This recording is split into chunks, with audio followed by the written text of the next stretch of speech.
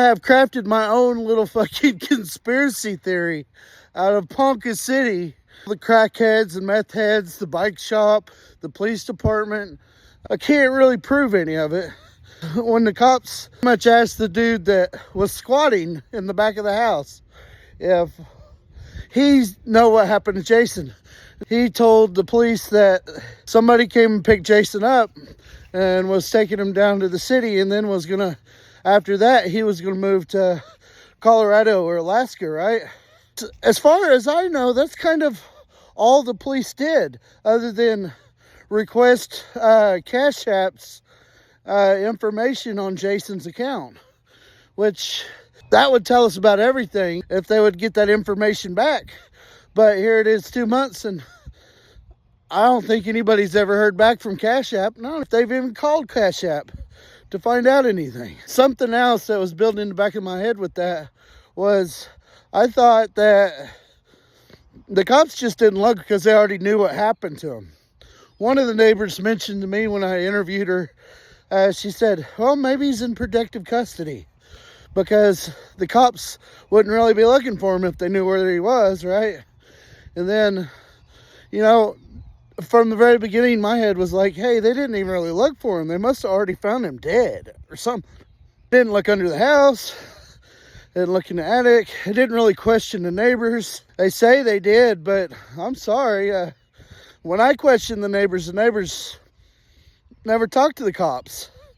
I even looked under one of the neighbors' houses. And one of the neighbors was really curious why they never even asked him about it. So, you know, I came up with this conspiracy theory.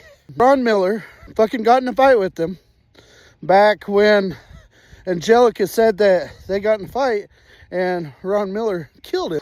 Drugged Jason's body into the refinery and dumped him in one of those witches brew pits that they may not even have anymore. Inside a facility that nobody can get into. But that's my first conspiracy theory.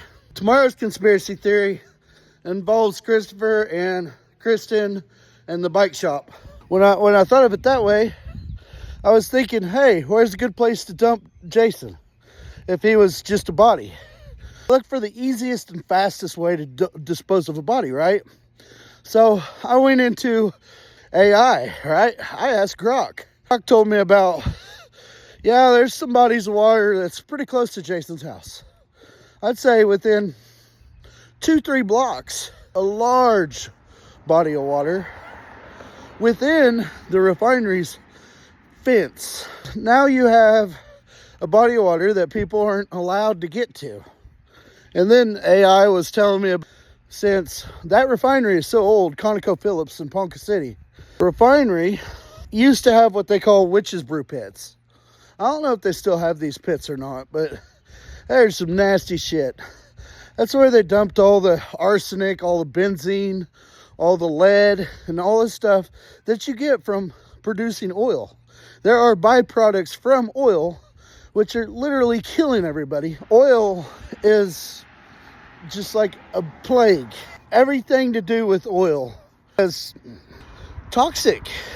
It's got all that shit in it. The lead, it's got the fucking arsenic, it's got benzene, and they have these big pits. What they used to do a long time ago is all that byproduct that you got for making crude, they would dump into these big ass fucking pits, right? I mean, pits as big as a house. What those pits are for is for the sun to evaporate the liquid off of the toxic waste, right?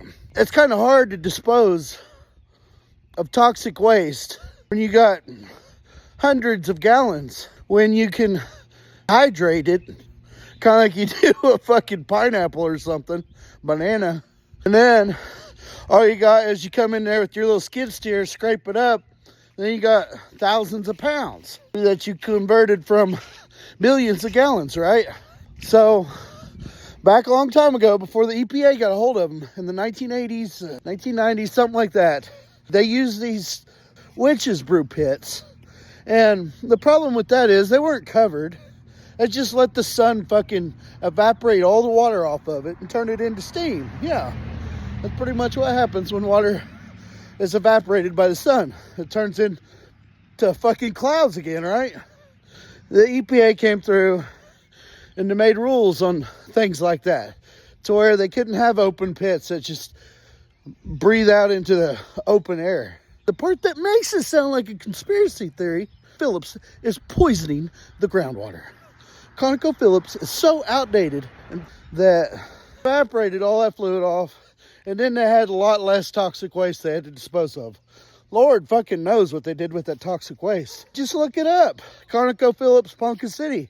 When was it established? We're talking like the 1920s or to the 1940s is when that started getting built. You know, to me personally, I think refineries should be shut down and fucking remediated every so many years. I mean, just start from new. Build it all over. You guys are making plenty of money to fucking build a whole new refinery if you wanted to. Because of the simple fact, you've already bought up hundreds of houses in Ponca City right there by the refinery to cover up your fucking contamination. I mean, why not over so many years, instead of waiting for people to sue you for fucking poisoning their water, why don't you just replace the fucking plant and update it? Make it fucking new to where you're not contaminating the fucking air and the drinking water and the fucking fish and goddamn everything you got around you. 4 people have already told me, God knows, when there's 4, there's 400, right? So they have told me, hey, ConocoPhillips gives all them people jobs. I would rather people die than fucking shut down ConocoPhillips. Them having that big old fence all the way around their fucking out. Why? Why are you keeping people out? Because there's shit you're hiding and there's stuff that's dangerous, right? Okay. Well, the danger should be fenced off and locked up. But you sit there, and when you have big pits of fucking fluid behind your gates, the public don't know what's in those pits. I fucking guarantee it, right? That's my problem. Everybody from the South Street down to White Eagle and from the Conoco plant east. I'm sorry, I'd get the fuck out of there and I'd sue Conoco.